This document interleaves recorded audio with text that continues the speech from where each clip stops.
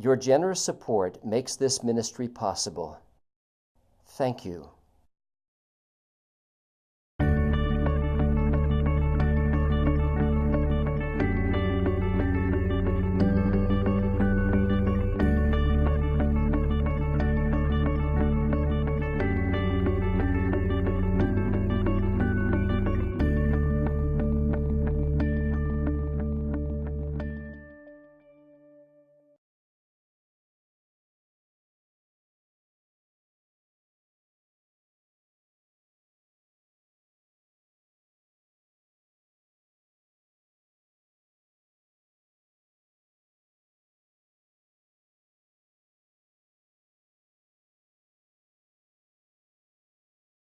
Father, we do thank you again for this day. We thank you for the Lord Jesus Christ, the life which He lived in this universe of yours.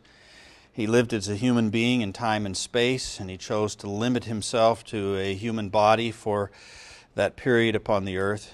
And Father, He knows then our experience of those limitations, but also how to live. Pray that you would help us to look to Him, to live life to the fullest, to live life in this universe as you've meant for us to.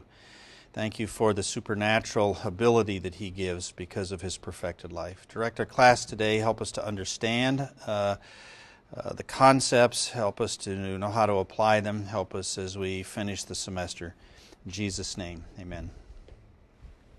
All right, we want to work through this first section of the outline for mystical humanism. The other day we introduced it and want to look again at it sort of according to the categories of Sire, though he in his chapter says it's obviously a different kind of thing, but it still is able to be examined according to those categories.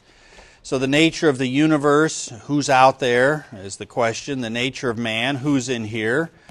And then the nature of man's failure, the basis for an ethical system, the nature of death, the meaning of history. So those are the basic worldview categories that we have considered thus far. When we get to postmodernism, we will have to go a completely different direction because postmodernism really isn't a worldview in that sense. But this definition of the New Age which we're using is the definition of Geisler and Amano, a loosely knit body of organizations and individuals who are working for a new period in man's history where man's mind will be transformed into God consciousness and his society will be one of peace and harmony. And really key, a loosely knit body. There isn't really the definite tenets or teachings or doctrines in this worldview like there are in others. But there are some basic things that hold it together, and that will have to do with the nature of the universe and with who we are as human beings and how we work that whole complex, how we make it behave for us. I'd like you to get these charts out. Mentioned this before. We've done the first two columns, and so we will go through the notes and introduce each part by looking at this, and then talk through the notes as we kind of get a handle on this material. Sorry, I should have warned about that before the lecture. With Christian theism, external reality is there's a personal God, or I should say fundamental reality, metaphysical beginning point is a personal God. For secular humanism, there's nothing. Matter is eternal, so there's not a God out there. We're just dealing with the material universe. But in regard to mystical humanism, it's the everything, all is one. So we do not have a physical and spiritual like we do with theism, nor do we have simply a material, but we've got a combination, in effect, that the whole universe is a unity, but it is a complex unity that does involve the spiritual. And just looking at our notes here, the nature of the universe, there's no personal God, but there is something like a universal soul or an impersonal energy force, a presence that transcends all things or beings. So you could say God is all and all is God. It's all mixed in together. Now you've already done Eastern pantheistic monism. Is that the name of the chapter in Sire? Anyway. And so you've read about that in terms of the Eastern view of sort of the spirituality of all things. But it's called a variety of things. And here again, the terms are just so fluid. And a lot of these terms I picked up from it was like a daily devotional. Many of you and your families have read a daily devotional, Our Daily Bread or something. Well, I was in an office, doctor's office or something, I don't know, this has been quite a while ago, and I noticed a little pamphlet similar to that lying on the table, and I picked it up, and it was sort of like a day-by-day daily devotional that was really a New Age thing, and it had a quotation from the Bible, and then it had a quotation from some, other source, who knows where, and then it had a little devotional about how to relate to, the cosmic energy and so forth and so forth. And as I read through it, it was very interesting. There were these capitalized words, like it, capitalized. All right? And where you would be reading your daily devotional, Our Daily Bread, the word would be God or the Lord or Christ, capitalized. But here, it's not the personal God, but it is a devotional in regard to, a spiritual view of the universe. And so if you look at this list of words, mystical presence, again, capital M, capital P. Divine Spirit, invisible essence, indwelling perfection. Now, indwelling perfection is, those are concepts. But when you capitalize those words, then it's, a proper noun is a noun of a person, place, or thing. This is not what is it? But it's all these kinds of words that get at what is this essential spirituality of the whole universe. Force, energy, world soul, evocative other. There you go. The evocative other. And so, again, it's getting at this idea that there is a unity to the universe. It has a spiritual component, but it's all wrapped up in the material universe. And so we don't have a transcendent God that's separate from the material universe, but rather some sort of a world soul. Really the Greek logos, not the biblical logos of John 1, but the Greek logos, and the idea that we saw that Paul encountered with the Stoics, was it, in Athens, of this reason or this, whatever. So there are a number of words. Now, with the New Age, it will often use the word God, and it will even capitalize it. But that does not mean what we mean. So you have to read very carefully. In fact, that's just a general rule with all words. You have to see how it's being used in context.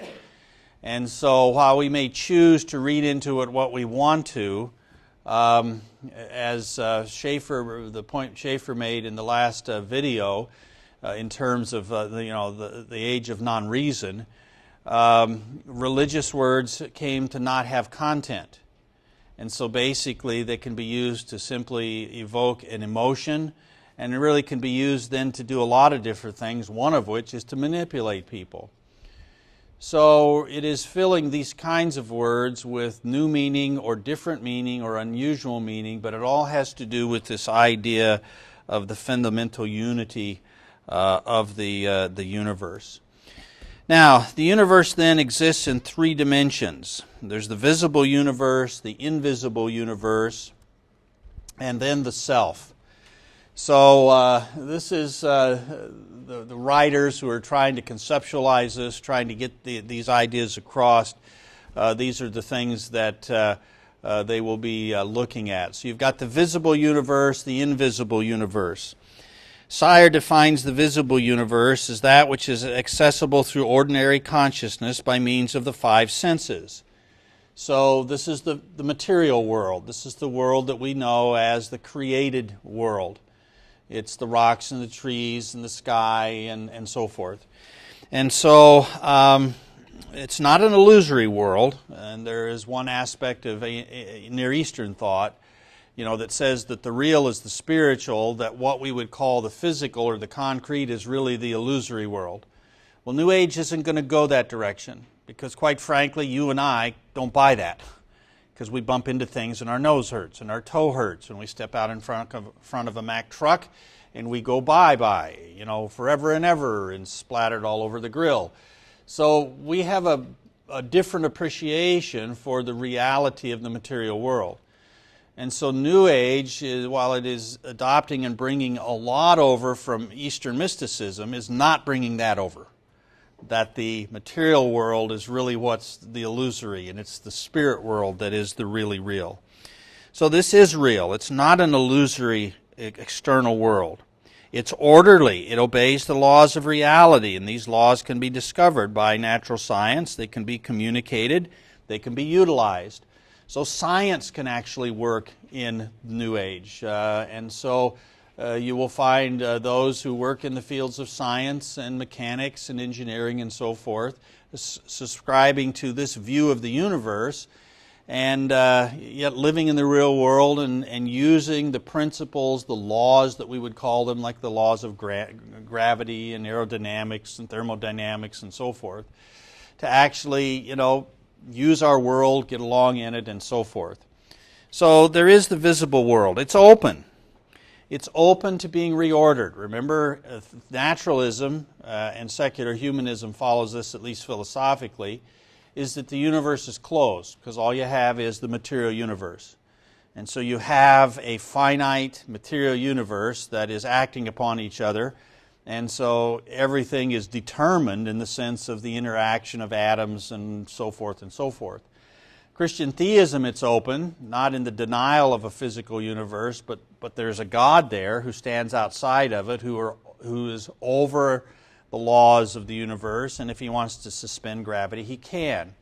Well, with mystical humanism, we're back to an open universe, all right? For a different reason, but it's an open, not a closed universe. Now, you can see how this is in many ways a reaction to the downside of naturalism, and even the downside of humanism. Humanism, secular humanism, and humanism in all its forms, death is the end. There is no spiritual. You're here all by yourself. Well, that's okay as long as I'm here and I'm handling it. It's not okay, when death happens. But you see, there are so many areas in which it's not okay. Well, the New Age, mystical humanism, has said, but there is a spiritual element. Okay? So we're going to open the universe back up. Again, not by seeing that there is a transcendent God there, but by taking it in a different sense. So it's open to being reordered. The self ultimately controls it, and we'll come to that self in a moment. Beings from the mind at large, which the self may call upon as agents for change. So it's open to be reordered by me, okay, and I'm going to have a way to exercise power over this material universe in ways beyond my knowledge of science and engineering and so forth. And it's also open to beings who are out there that we don't see. So it is populated by spirit beings, similar to theism, Christian theism, but they're a different kind and in a different relationship to the world. So the visible universe exhibits uniformity of cause and effect in an open system. That's exactly the same phrase we use for Christian theism, isn't it? It's just that the openness and the agent of change is drastically different. So there is a visible universe, and this is the Western addition to what in many ways is Eastern mysticism, Eastern pantheistic monism. There is also the invisible universe. The invisible universe, or the mind at large, as it's called. And this is accessible through altered states of consciousness. And so there is a lot of this, and we'll look at a video clip of a Shirley MacLaine movie where this is actually being discussed, okay? through altered states of consciousness, we can come into not only an awareness of, but a new heightened experience of the totality of the universe. And so that's how we would access this mind at large. And again, the Greek logos, or the world soul, the force, Star Wars, okay, it's all working around that same basic idea. And these are doors of perception. They might include things like drugs or meditation or trances or biofeedback or acupuncture, ritualized dance, certain kinds of music, and so forth. Now when you see a list like that, you say, oh, wait a minute. Oh, I listen to New Age music. Am I a New Ager? No. You might be slightly catatonic while you're listening to it because it kind of puts you to sleep. But, it doesn't make you anything, all right? Acupuncture may have some physiological basis to it, but it also bridges across into this whole area of altered states of consciousness. So again, there are some things that are co-opted by the New Age, and some things that are just pure to it.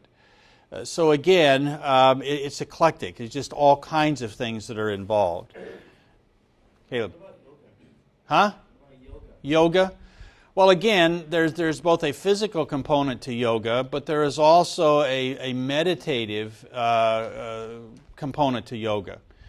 And so if you practice it with the meditative techniques and the mantras and so forth that is often associated with it, you could well be putting yourself into an altered state of consciousness, which has some ramifications if that consciousness is opened up to the wrong kinds of beings in the mind at large.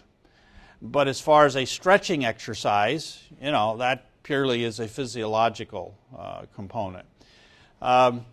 An illustration of this, I'll give this now. It's been in the late 70s. I know that you can't identify with that, most of you. We were actually living in a town in Illinois, and a friend of mine, and member of our church, was a basketball coach at a local high school. And he got a inquiry one day if somebody could come, a representative of a company could come and present to him some strategies for increasing athletic performance. And I don't remember what they called it, but what it really was transcendental meditation. And my friend was, he was a little leery of this, so he invited myself and then a colleague of his, who was also a Christian teacher, to come to this. And so this rep came, and he presented this. He had a film. It was actually a film of baseball players from the Philadelphia Phillies, a Major League Baseball team. And saying how this method, this meditative technique, had helped them in their performance as professional athletes, and how to help them in vision and so forth. And so what he was selling, what he was pushing was the Eastern practice of transcendental meditation. What he did not say, and what the film nowhere mentioned, and we found out later in doing some research on it, is that you really were also involved in some of the religious aspects of it. I don't know if they went so far as, bringing fruit for a little offering and so forth, but it wasn't just a meditative technique. It really did have Eastern religious, Eastern worldview elements associated with it. So here you have, in a very Western context, a performance-enhancing technique. It didn't have to be physical, it had to be mental, but you find the same kinds of a combination with this explicitly Eastern idea of the universe and my ability to alter, my ability to control physical outcome. In this case, it would be with my own body as an athlete. So it's an example of how elements from the East and West have been brought together, and so that's the invisible universe. Now, the next page here, page 4, the mind at large, is also called by various New Age proponents expanded consciousness, a separate reality, other space, another order of reality, universal mind, alternative consciousness, clairvoyant reality. supermind and so forth. But the idea is that there is some sort of an intelligence at large that we can tap into. Now, the interesting thing is that this mind at large does not obey the laws of the physical universe, the visible universe.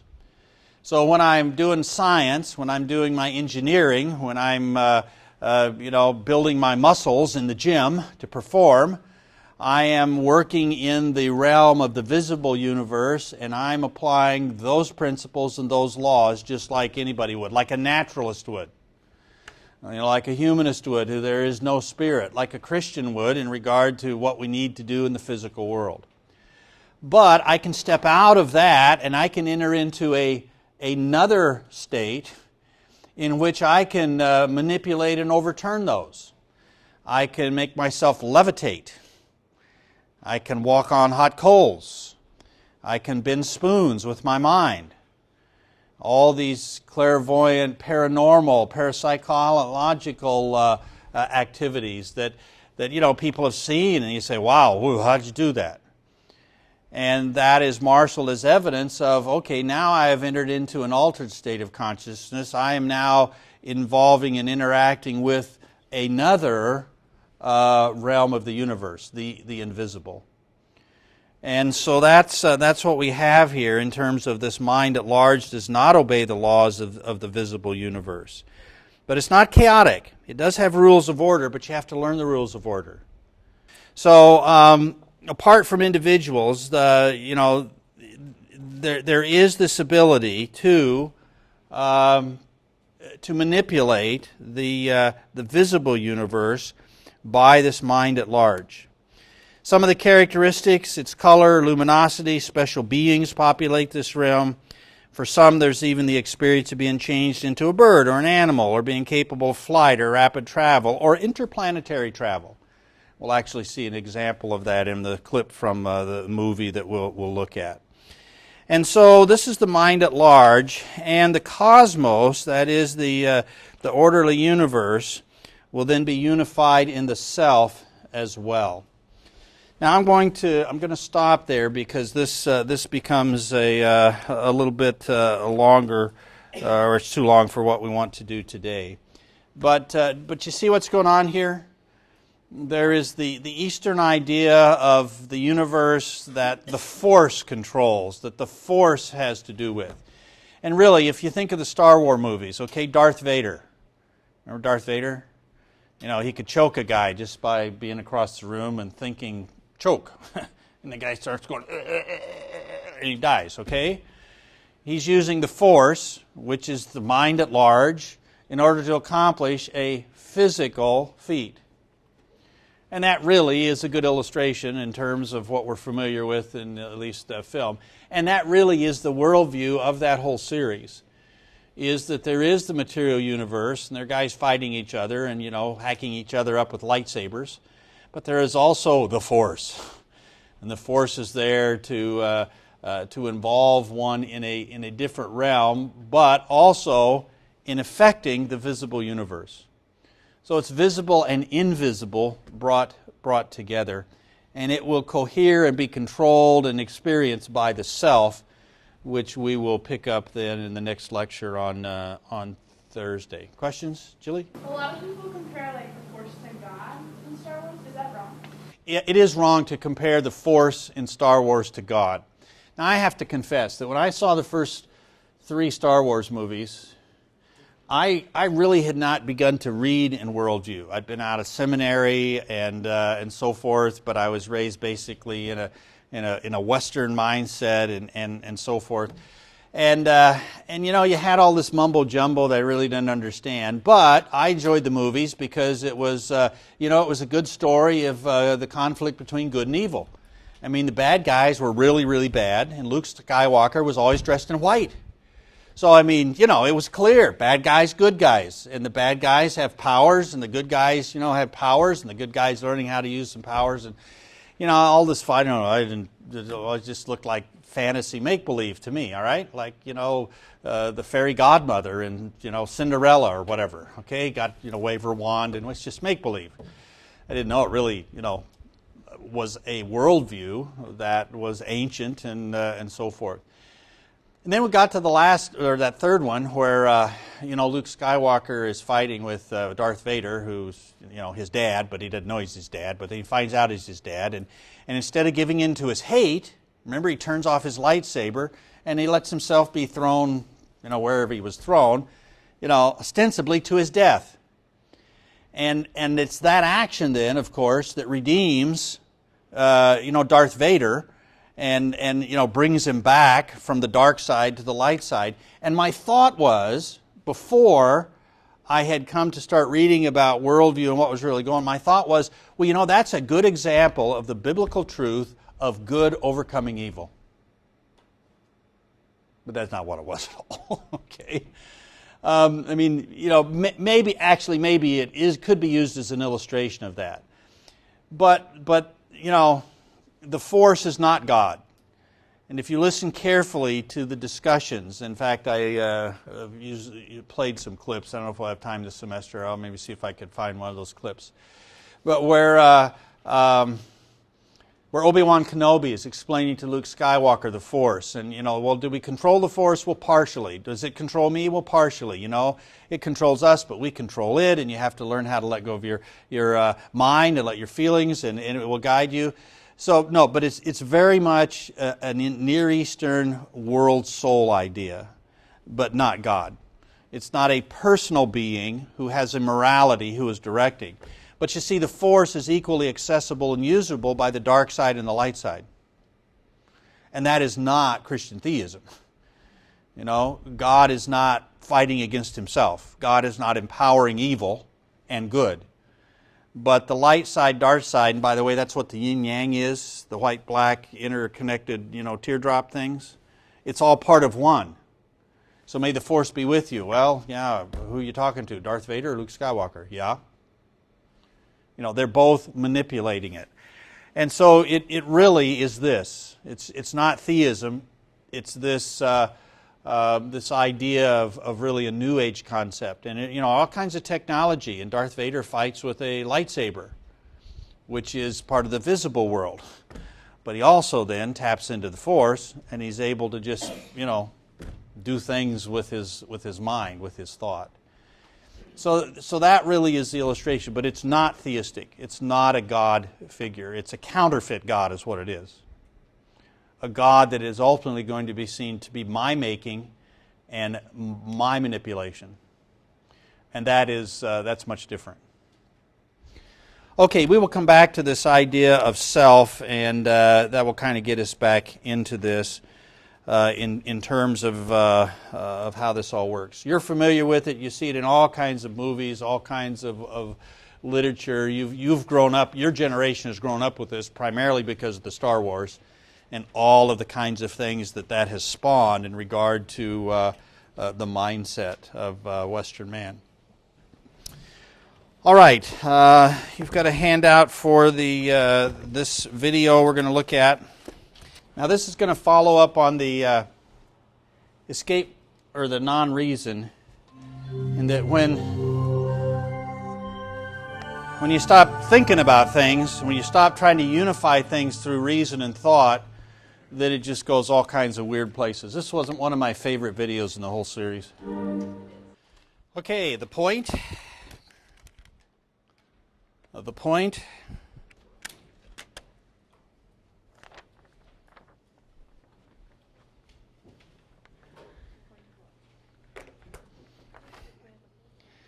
His presentation on the age of fragmentation. There was no point. Well, okay. You have to make the point that there was no point. Explain. Like, with all the different fragmentations, that there wasn't any real purpose to anything. Okay, no purpose. Life came to have no point. Randomness. So there was nothing to unify, and therefore, there's nothing to bring together, so life really becomes fragmented in that it's, there's no meaning to it, and it's expressed in various ways. And kind of the thing that that held a lot of it together was the idea of chance. All right, Cage, Pollock, in some of the things in terms of music and art. If there's no meaning to life, if there's no unity to life, then the way to show that consistently would be to leave everything up to chance, and so they try to paint by chance, compose music by chance, and so forth. What did Schaeffer point out about that, the pursuit itself? Huh? What do you mean it had a purpose? What had a purpose? Well, okay, that's part of it. They're telling you in organized, unified thought that there is no unified thought. All right. What else? What else betrayed, belied? When the painter, I forget his name, but when he was trying to do the whole painting by chance with the buckets, there's obviously order to the universe because gravity affects the swing of the buckets, and so you can see the natural pattern. Yeah, it was Jackson Pollock. Yeah, so, trying to, just swing the buckets and let them go wherever they would, and yet you start to see this pattern that's being traced, and it's progressing. Why is it progressing? Did you understand what was going on there? Do all of you understand why that pattern is progressing? Why is it progressing? Well, it's attached to a string, but that's not the only answer. Well, it's the spin of the earth, and so forth. In other words, you can't get something to swing straight back and forth if it's on a string, because the rotation of the earth begins to give it some sort of an elliptical pattern, and that consistently happens, and I think it always happens in the same direction too. And so what it shows is, there is an orderliness to the universe, and you can't really even overcome it when you try. And so he was pointing out there that that whole thing of chance, he could not really demonstrate that everything was just a matter of chance and randomness. And John Cage, didn't you love that 1 minute concert he gave there on the piano bench? I've seen that before. Yeah. Yeah, okay. And then the music that he composed was just noise. Again, he was just trying to show the fragmented nature of the universe. But how did he himself belie that worldview? Actually show that it wasn't workable. Mushrooms. He's a mycologist. He liked to eat mushrooms. And he said himself, and he gives a quote, "I soon realized that if I approached the collecting and eating of mushrooms the same way I did the composing of music, that I'd soon die, because some are poisonous."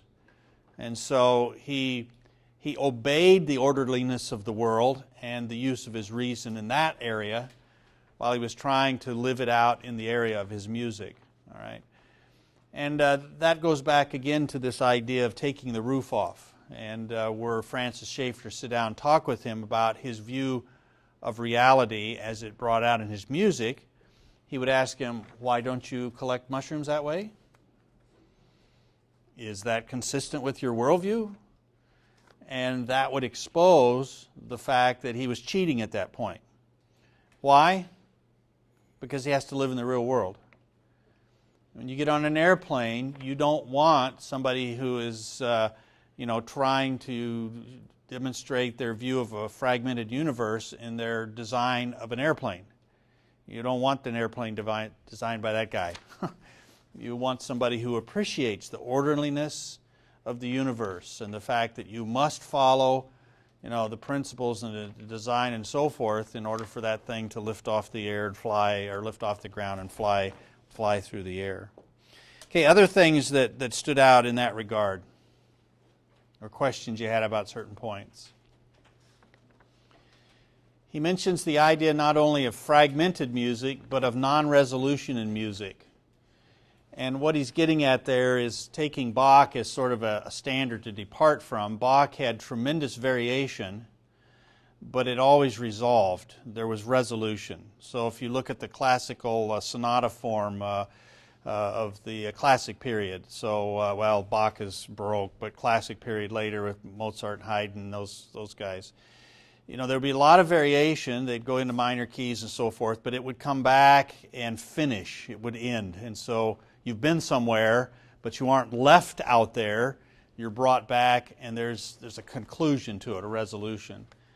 But then music came to be more just, you know, messing around with your emotions and exploring and so forth. And while it has some beauty to it, as he said, there's introduced the idea that there really isn't a completion, there really isn't a resolution. Again, mirroring a certain view of the universe, a certain view of reality.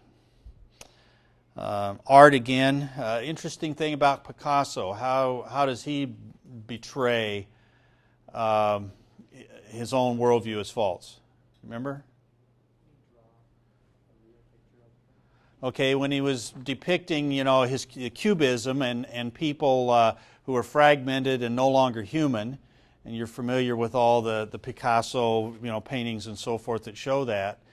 Yet when he drew the women that he loved and his children, there was realism. It was tender. They were real people. And so it wasn't that he wasn't capable of doing that. He was a great artist. He was trying to show a worldview that, you know, that shows that everything is fragmented, but he did not draw the people that were special to him that way, which again was not consistent with his worldview. So, you know, he's living in two realms in that regard.